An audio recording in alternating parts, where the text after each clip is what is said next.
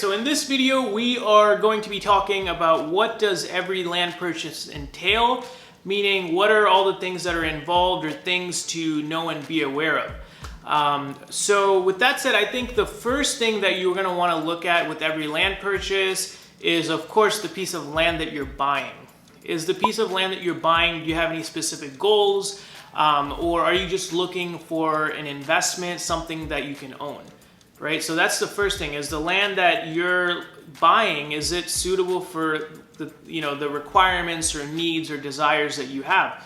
Because some people, they have a specific thing that they want to do. They want to buy their piece of land and build a cabin on it, or go live off grid. So when you're buying it, make sure that the land has the right zoning so you can do that. So all the different things, well, septic, zoning. And with those 3 points, like those are a few of the main ones, but also other utilities, if that's important to you, like electricity, how much is it going to cost for me to get electric out there? How about water? Are we going to have a well, or are we going to, tap into city water? So those are all questions that you want to answer. So make sure that the piece of land that you're buying, you're clear about that. If you're buying it for, like an investment, it's not, those details you can work out later, but just make sure that the piece of land that you're buying is suitable for your needs. The second point is zoning, and I mentioned that point a little bit earlier, right? So zoning is the actual legal use that the city will allow you to use that land for. So, that's why when you drive by signs or things like that, it might say residential, it might say commercial. So if you have a specific thing in mind that you're buying, make sure that the zoning matches what you're looking for. For me, as an investment purpose, I don't really look into that too closely unless I plan on developing it. I usually just buy land because I want to own it as an investment for the long term, and sell it, for appreciation, etc. So that's the first thing, zoning. And then the second thing is utilities, right? So when you're buying land, if electricity, water, sewer, if those things are important to you, make sure you have a game plan for the utility side of it, because those are often like super expensive depending on where you are. And a quick call to the building department at any county or the zoning department they can give you a lot of those answers. They can connect you with people from the health department or whoever that you need, so you'd want to call those people. Now, actually getting to what does a land purchase entail. So the first thing is you have to understand there's a couple different ways you can do this. You can make this simple. The recommended way to do it is to always close through a title company. And a title company is basically what they're doing is they're insuring the interest. And I can make a whole nother video about how title works and stuff like that. But if you just look up a title insurance policy, I would say that's one of the most important things. And most important things when it's worth it, right? If you're buying a property that's $50,000, it makes sense to buy title insurance, because it might cost you a couple $1,000s. But a lot of our customers, we directly transfer the deed to our customers, because most of the property that we're selling starts from, we have properties that start from $2,000. So to go out and buy a title insurance policy that's going to cost $2,000 makes no sense. So if you're buying a property that is, super high in value, make sure you consider getting a title insurance policy. So our company, actually, we just transfer the deed to the owner on the lower cost properties so that they don't have to pay for things like title insurance and other stuff. But if they still want to do that, we'll work with the title company and close that way. So the first thing you're going to want to do is identify the piece of land that you want to actually own. And if it's listed on the market through a realtor, you would have to take the traditional route.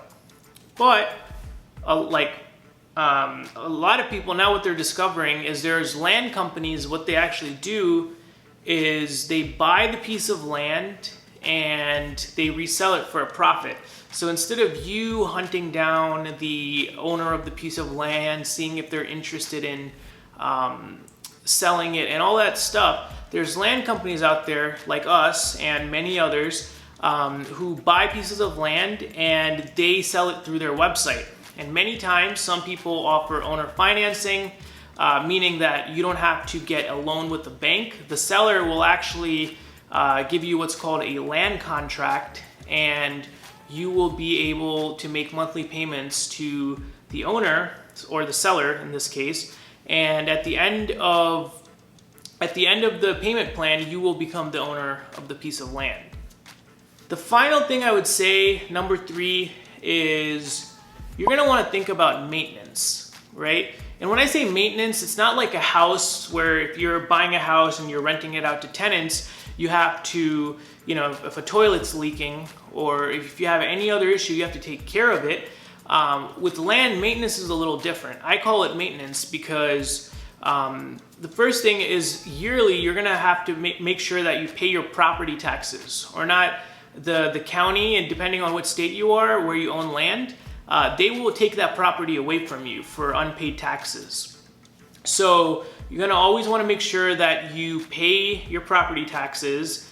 And if you're buying land in like a city or somewhere where there's like a code department, make sure that if they're like, oh, you have to make sure the grass is mowed, you have to do things like that. Most of the land that we buy and sell is actually kind of rural. And we like to buy maintenance-free land because I like to buy the asset, just pay the property taxes once a year, and be done with it. But if you're buying land in, let's say, like a somewhat of a developed town or city, the city might say, hey, we need you to cut your grass and make sure it's not grown. And if you don't cut the grass, they will cut it for you, but they're going to send you a bill.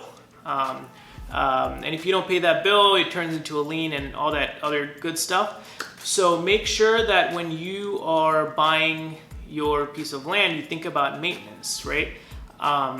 Property taxes, if there's any requirements or standards that you have to keep your vacant piece of land, like lawn mowing or something, make sure you think about that. And the final thing is the homeowners association. Are there any HOA fees? And are there any other association fees that you need to pay, right? So for example, we purchased a ton of land in Bella Vista, Arkansas, and there is a property owners association where we have to pay certain, like a yearly fee. I think it's like $300 a lot.